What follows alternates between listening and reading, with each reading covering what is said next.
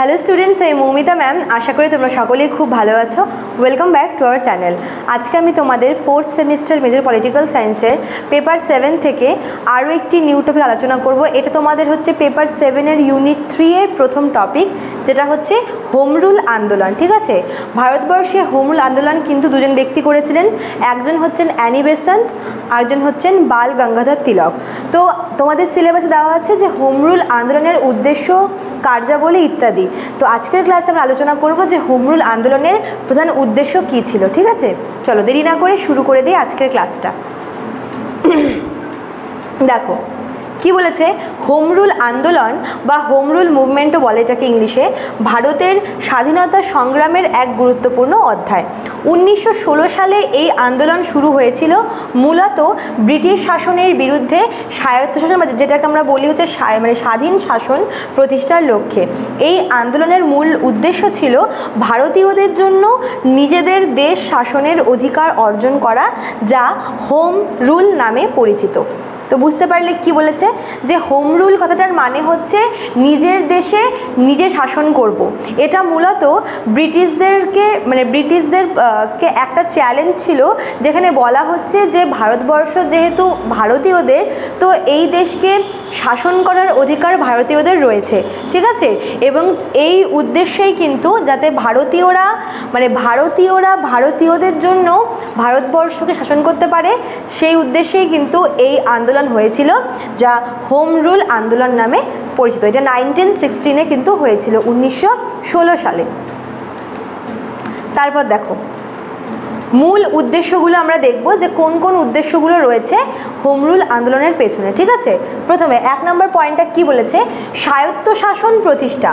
আন্দোলনের অন্যতম প্রধান লক্ষ্য ছিল ব্রিটিশ শাসনের অধীনে থেকেও ভারতীয়দের জন্য স্বায়ত্তশাসন প্রতিষ্ঠা করা, যাতে তারা নিজেদের দেশ পরিচালনার অধিকার পায়। মানে ব্রিটিশ শাসন চলুক, ব্রিটিশদের অধীনে থাকুক দেশ, কিন্তু এর পাশাপাশি যাতে ভারতীয়রা নিজেদের দেশকে শাসন করার অধিকার পায়, সেটাই কিন্তু ছিল হোম রুল আন্দোলনের মূল লক্ষ্য। মানে ব্রিটিশদের বিরুদ্ধে না, ব্রিটিশদের আওতায় থেকেই নিজেদের দেশকে শাসন করা ছিল এই আন্দোলনের মূল উদ্দেশ্য।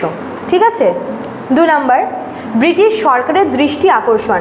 আন্দোলন ব্রিটিশ প্রশাসনকে বোঝাতে চেয়েছিল যে ভারতীয়দের নিজেদের দেশ শাসনের যোগ্যতা রয়েছে এবং ব্রিটিশদের উচিত ভারতীয়দের শাসন ক্ষমতা প্রদান করা।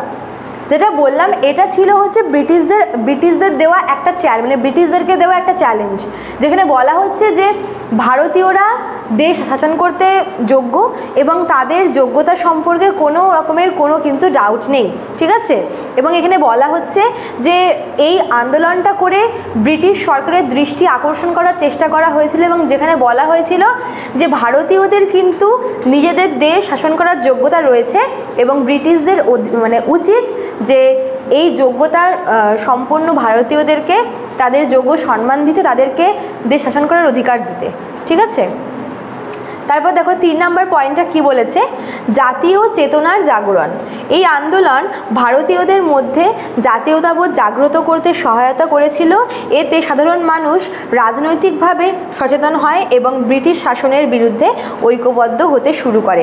দেখো, আন্দোলন শুরুর দিকে কিন্তু শুধুমাত্র যারা নেতা বা যারা হচ্ছে হাই ক্লাস এরকম শিক্ষিত সমাজকে কিন্তু আকৃষ্ট করেছিল, কিন্তু পরবর্তীকালে ভারতবর্ষের সাধারণ জনতাও কিন্তু এই স্বাধীনতা সংগ্রামের নিজেদেরকে জড়িয়ে ফেলে এবং তারা ইন্সপায়ার হয়। তো এই হোম রুল আন্দোলন যেটা ছিল, এটা কিন্তু ভারতীয়দের মধ্যে যারা সাধারণ মানুষ রয়েছে তাদের মধ্যে এই জাতীয়তাবোধ জাগ্রত করতে কিন্তু সাহায্য করেছিল। ঠিক আছে,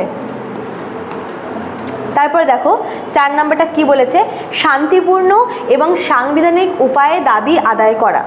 এটা আমরা ঠিক ওই নরমপন্থী পড়ার সময় পড়েছিলাম যে ওরা চেয়েছিল কি, যে কোনো রকমের অহিংসভাবে কোনো রকমের সরাসরিভাবে বিরুদ্ধে না গিয়ে আলাপ আলোচনার মাধ্যমে এবং অহিংসভাবে পুরো অধিকারটাকে আদায় করা। হোম রুল আন্দোলনের কিন্তু ঠিক তাই হয়েছিল। দেখো, হোম রুল আন্দোলন সশস্ত্র বিপ্লবের পরিবর্তে অহিংস এবং সাংবিধানিক উপায়ে দাবি আদায়ের পক্ষে ছিল। ঠিক যেরকম নরমপন্থীরা ছিল, ঠিক তেমনই এখানে কোনো রকমের বিপ্লব না করে, কোনো রকমের সক্রিয়ভাবে অংশগ্রহণ না করে বা সরাসরি বিরুদ্ধে না গিয়ে অহিংসভাবে, সাংবিধানিকভাবে এবং শান্তিপূর্ণভাবে অধিকার আদায়ের কথা কিন্তু বলেছে। ঠিক আছে, তারপর দেখো 5 নম্বর কি বলেছে, রাজনৈতিক শিক্ষা এবং সচেতনতা বৃদ্ধি।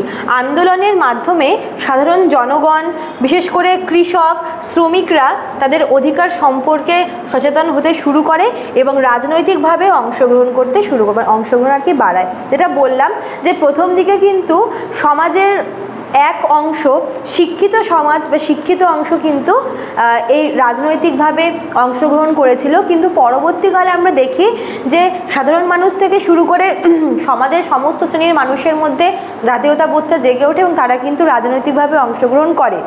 তো এই হোম রুল আন্দোলন ঠিক তাই হয়েছিল। এই আন্দোলন সমাজের যারা সাধারণ মানুষ, যেরকম শ্রমিকদের, কৃষকদের, এদের মতো সাধারণ মানুষদের কিন্তু রাজনৈতিক কার্যক্রমে অংশগ্রহণ করতে সাহায্য করেছিল। ঠিক আছে, তারপর দেখার উপসংহারের লাস্টে কি দেখব, হোম রুল আন্দোলন ভারতের স্বাধীনতা সংগ্রামে একটি গুরুত্বপূর্ণ পদক্ষেপ ছিল। যদিও এটি সম্পূর্ণ স্বাধীনতা আনতে পারেনি, তবে পরবর্তী সময়ে কিন্তু মহাত্মা গান্ধীর নেতৃত্বে অসহযোগ আন্দোলনের পথ প্রশস্ত করেছিল। দেখো এই আন্দোলনের যে উদ্দেশ্যগুলো ছিল যে শান্তিপূর্ণভাবে স্বাধীনতা আদায় করব, ব্রিটিশদের অধীনে থেকে নিজেদের দেশকে নিজে শাসন করব।